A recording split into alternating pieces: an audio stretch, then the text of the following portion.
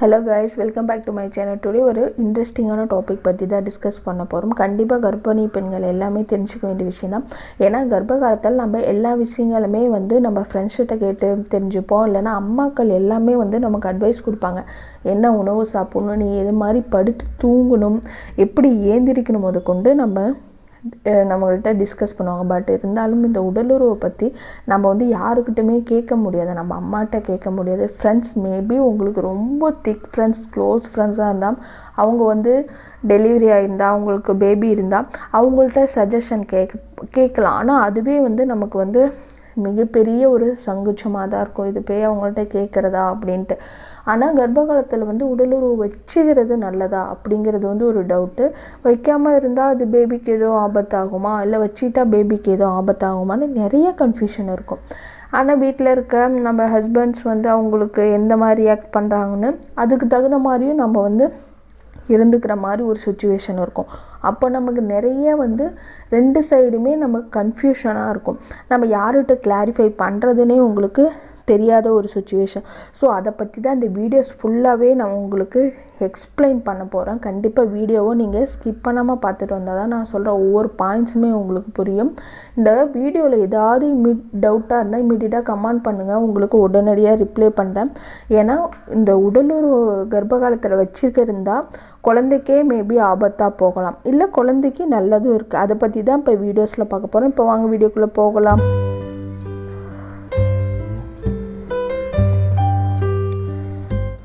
So இந்த உடலுறவுங்கிறது நம்ம திருமண வாழ்க்கையில் ரொம்ப ரொம்ப முக்கியமான ஒரு விஷயந்தான். ஏன்னா நம்ம உடலுறவில் இருந்தால் தான் நமக்கு கர்ப்பமாகவும் நம்ம பேபி பெற்றெடுப்போம்.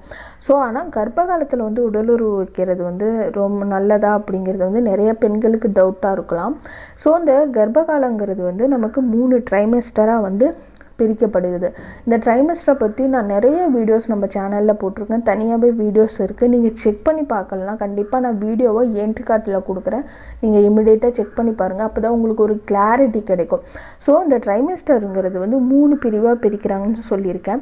அப்போ அந்த 3 பிரிவில் அந்த ஃபஸ்ட்டு ட்ரைமெஸ்டர் நீங்கள் கர்ப்பம் தரித்த கன்ஃபார்ம் ஆன நாள்லேருந்து 3ஆவது மாதம் வரைக்கும் தான் ஃபஸ்ட்டு ட்ரைமெஸ்டர். அதாவது 45ஆவது நாள்லேருந்து அந்த ட்ரைமெஸ்டர் நாள் உங்களுக்கு தொடர்ந்துருது. ஸோ அந்த ஃபஸ்ட்டு 3 மாதம் நம்ம உடலுறவில் இருந்தால் நம்ம குழந்தைங்களுக்குன்னு என்ன டிஃபால்ட் ஆகுன்னு நான் ஃபஸ்ட்டு சொல்கிறேன். ஸோ ஏன்னா அப்போ தான் கருமுட்டையானது அந்த ஆணோட விந்தும் கருமுட்டையும் இணைஞ்சி அது ஒரு பொசிஷனில் நம்ம கர்ப்பப்பையில் பதியறதுக்கான நாட்கள். அந்த நாட்டில் அப்போ நம்ம உடலுறவு வச்சுக்கிட்ட என்ன பாதிப்பு ஏற்படும்னா, நம்ம அந்த அதிர்வை மேபி அந்த அதிர்வு உடலுறவு வச்சுக்கும் போது அதிர்வு இருக்கிறதுனால நம்ம குழந்தைக்கு ஆபத்து இருக்குது. எப்படின்னா அந்த அதிர்வுனால அந்த கருமுட்டையாந்து சரிவர போய் சுவற்றில் பதியாமல் மிஸ்கரேஜ் ஆகிறதுக்கான வாய்ப்பு இருக்குது. அப்போ நீங்கள் அந்த ஃபஸ்ட்டு ட்ரைமெஸ்டரில் உடலுறவு வச்சுருக்கிறத நீங்கள் கண்டிப்பாக முற்றிலுமே தவிர்க்கணும். இல்லை அப்படி நாங்கள் வச்சிட்டோம், 2ஆவது மாதம் வரைக்கும் இருந்தேன், இப்போ என்ன 3rd மந்த் வரலை, என்ன பண்ணுறது எனக்கு பயமாக இருக்குன்னா நீங்கள் பயப்பட தேவையில்ல. மேபி இனிமேல் கொஞ்சம் அவாய்ட் பண்ணிவிடுங்க. ஏன்னா உங்கள் ஹஸ்பண்ட்கிட்டையும் எடுத்து சொல்லுங்கள், நம்ம குழந்தைக்காக தான் ட்ரை பண்ணோம், பட் அது சக்ஸஸ் ஆகிடுச்சு, கொஞ்சம் ஒரு நாளைக்கு இதுனா கொஞ்சம் நாளைக்கு தள்ளி போகிறது ரொம்ப பெட்டர். ஸோ இந்த செகண்ட் ட்ரைமெஸ்டர் அப்போ செகண்ட் ட்ரைமெஸ்டர் பெண்களுக்கே இந்த செக்ஸுவல் ஹார்மோன்ஸுங்கிறது ஸ்டிமுலேட் ஆகும். எதனால் சொல்ல வரேன்னா, நமக்கு அந்த மார்பக பகுதினா பால் சுரக்க ரெடி ஆயிரும். ஸோ உடம்பே ஆட்டோமேட்டிக்காக நிறைய ஹார்மோன்ஸ் இன்ஜெக்ட் ஆகி நிறையா புது புது ஹார்மோன்ஸ் இருக்கும் போது அந்த செக்ஸுவல் ஹார்மோன்ஸும் நமக்கு ஸ்டிமுலேட் பண்ணிவிடும். நமக்கே செக்ஸ் வச்சுக்கிறதுக்கு, உடலுறவு வச்சுக்கிறதுக்கான ஆர்வம் ஏற்படும் இந்த செகண்ட் ட்ரைமெஸ்டர். அப்போ மேபி நீங்கள் வச்சுக்கலாமா? ஏன்னா 3 மாதம் நம்ம கேர்ஃபுல்லாக இருக்கோம். நல்லா 3ஆவது மாதம் ஸ்கேன் எடுத்து பார்த்தா குழந்தை நல்லாயிருக்கு. ஸோ இப்போ வச்சுக்கலாமா அப்படின்னா நீங்கள் தாராளமாக ஜென்டிலாக வச்சுக்கலாம். ரொம்ப ஹார்ஸாக இல்லாமல் மைல்டாக நீங்கள் உடலுறவு வச்சுருக்கிறது ரொம்ப நல்லது. இது செகண்ட் ட்ரைமெஸ்டருக்கும் 2 அட்வைஸ்டு இருக்குது. ஏன்னா உங்களுக்கு கர்ப்பப்பை ரொம்ப வீக்காக இருக்குன்னா, யூட்ரஸ் வாயு ஓப்பனாக இருந்தால் உடலுறவு வச்சுக்கவே கூடாது. ஏன்னா நமக்கு ஃபஸ்ட்டு நம்ம டாக்டரை கன்சல்ட் பண்ணும் போதே அந்த 3rd மந்த்லேயே சொல்லிடுவாங்க நம்ம ஸ்டேஜ் என்ன அப்படின்ட்டு. குழந்தை நல்லா பதிஞ்சிருக்கு, ஆரோக்கியமாக இருக்குது அப்படிங்கிறவங்க வந்து நார்மலாக இருக்கவங்க வந்து உடலுறவு வச்சுக்கலாம். பட் அந்த கர்ப்பப்பை வீக்காக இருக்கவங்களோ, இந்த யூட்ரஸ் வந்து வாய் திறந்துருக்கவங்களோ உடலுறவு வந்து செகண்ட் ட்ரைமெஸ்டரில் கூட நீங்கள் வச்சுக்கூடாது. அப்படி உங்களுக்கு அந்த சிமுலேட் ஆகும்போது டைவர்ட்டடாக வேறு ஏதாச்சும் ஒர்க் பண்ணுறது, புக் படிக்கிறது, சாங்ஸ் கேட்குறது இது மாதிரி போயிருங்க.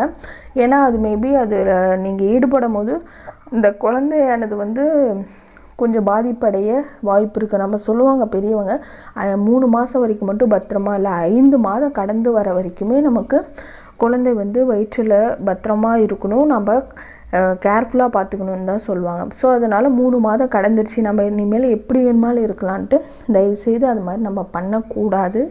நீங்கள் வந்து செகண்ட் ட்ரைமெஸ்டரில் ஹெல்த்தாக இருக்கவங்க வந்து அது மாதிரி ஸ்டிமுலேட் ஆகும்போது நீங்கள் வந்து இருக்கிறது ரொம்ப நல்லது. அன்ஹெல்த்தாக இருக்கவங்க அதையும் அவாய்ட் பண்ணுறது ரொம்ப நல்லது தான்.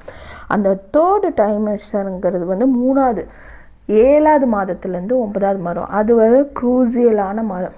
அப்போ வந்து நீங்கள் உடல் உறவே வச்சிக்க கூடாது. ஏன் அப்படி சொல்கிறேன்னா, அந்த 3rd ட்ரைமெஸ்டருங்கிறது வந்து பேபியானது முழுமையாக வளர்ச்சி அடைஞ்சிருக்கும்.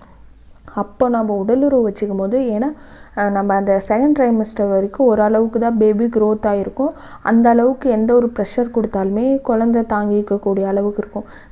அந்த 3rd ட்ரைமெஸ்டரில் 7th மந்த்துக்கு மேலே வயிறு நல்லாவே பெருசாக இருக்கும். பேபி நல்லா இந்த நெஞ்சு கீழே வரைக்கும் நல்லா அந்த வயிற்று ஃபுல்லாகவே இருப்பாங்க. அப்படிங்கும் போது பேபியானது நம்ம தூங்கும் போது பாருங்கள், ஒன் சைடாக தான் படுத்து தூங்க சொல்லுவாங்க. அப்போ தான் குழந்தைக்கு தேவையான ஆக்சிஜன் பிளட் ஃப்ளோனா கரெக்டாக போயிட்டுருக்கும். நிமிர்ந்து படுத்தா அந்த ரத்த குழாய்கள்லாம் அடைச்சிரும், குழந்தைக்கு வந்து தேவையான ரத்தம் போகாது, அது பிரச்சனையாகணும். இன்கேஸ் அப்போ நம்ம வந்து இந்த உடலுறவு கொள்ளும் போது நம்ம நிமிர்ந்து படுக்கும் போது அது மாதிரி ஒரு சில சிக்கல்ஸ்னால் இருந்துச்சுன்னா வச்சுக்கோங்க, பேபி வந்து ரொம்ப வந்து ஸ்ட்ரெஸ்ஃபுல்லாகும். அதனால் நம்ம வந்து முற்றிலுமாகவே தவிர்த்துக்கலாம். ஆனால் நமக்கு சஜஸ்ட் பண்ணுவாங்க, நம்ம அந்த லாஸ்ட்டுனா வந்து உடலுறவில் இருந்தால் தான் அந்த கர்ப்பப்பை வாயினா திறக்கும், குழந்தை வெளியே வர்றதுக்கு ரொம்ப ஈஸியாக இருக்கும் அப்படின்னு. அதனால் எந்த அளவுக்கு உண்மைன்னு எனக்கு தெரியல. பட் நம்ம குழந்தை ரெடி ஆயிடுச்சுன்னா அது வெளியே வர்றதுக்கு நாட்கள் வந்துச்சுன்னா ஆட்டோமேட்டிக்காக அந்த ப்ராசஸ் வந்து வயிற்றில் வந்து அதுவே வந்து ஆட்டோமேட்டிக்காக நடக்கும். நம்ம உடலுறவு வச்சுக்கிறதுனால தான் குழந்தையோட தலை திரும்பி வந்து நமக்கு வந்து டெலிவரி ஆக போகிறது கிடையாது. இதை வந்து நம்பிட்டு நீங்கள் வந்து அந்த லாஸ்ட் ட்ரைமெஸ்டர்லாம் நீங்கள் வந்து உடலுறவு வச்சுக்கிறதே முற்றிலுமாகவே தவிர்த்துருங்க. ஏன்னா அது வந்து நம்ம குழந்தைக்கு நல்லது, நமக்கு நல்லது. நமக்கு வந்து அந்த உடல் உபாதைகள்லாம் வரும். இன்கேஸ் நம்ம யூட்ரஸ் வழியாக ஏதாச்சும் நம்ம ஹஸ்பண்ட்ஸில் வந்து ஏதாச்சும் டிசீஸ் வந்து நமக்கு அட்டாக் ஆகலாம். ஏன்னா அவங்களுக்கு வந்து மேபி சொல்கிறேன், ஹீட்டோட மாதிரி நம்ம ஹீட்டு ப்ரொடெக்ட் பண்ணுறது எல்லாமே நமக்கு வந்து அன்ஹெல்த்தாக போகிறதுக்கான நிறைய வாய்ப்புகள் இருக்குது. ஏன்னா குழந்தை இருக்கும் போது இந்த யூட்ரஸ் பகுதினா ரொம்ப ஹெல்த்தியாக ஹைஜீனிக்காக வச்சுக்கிறது ரொம்ப யூஸ்ஃபுல்லாக இருக்கும். ஏன்னா அந்த அரிப்பு வர்றது இதெல்லாம் தவிக்கிறது வந்து இந்த உடலுறவு வச்சுக்கிறதுனால மேபி நமக்கு ஏற்படும். அதனால் நீங்கள் தவிர்த்துடுங்க. ஸோ இந்த வீடியோஸில் சொல்கிற பாயிண்ட்ஸ் எல்லாம் உங்களுக்கு ஏதாச்சும் புரியலையா, இல்லை இன்னும் டீப்பாக எக்ஸ்பிளைன் பண்ணுமான்னு நீங்கள் கமெண்ட் பண்ணுங்கள். நான் உங்களுக்கு வந்து இமீடியட்டாகவே ரிப்ளை பண்ணுறேன். நீங்கள் கேட்குற டவுட்டு கூட நான் வந்து ஒரு வீடியோஸாக ரெடி பண்ணி கூட போடுறேன். ஸோ நம்ம சேனலில் நீங்கள் தொடர்ந்து வீடியோஸ் பார்க்கணும்னா சேனல் சப்ஸ்கிரைப் பண்ணி வச்சுக்கோங்க ஃப்ரெண்ட்ஸ். அப்போ தான் நம்ம போகிற வீடியோஸ் உங்களுக்கு உடனுக்குடன் நோட்டிஃபை ஆகும். ஸோ நெக்ஸ்ட் வீடியோவில் மீட் பண்ணுற வரைக்கும் பாய்.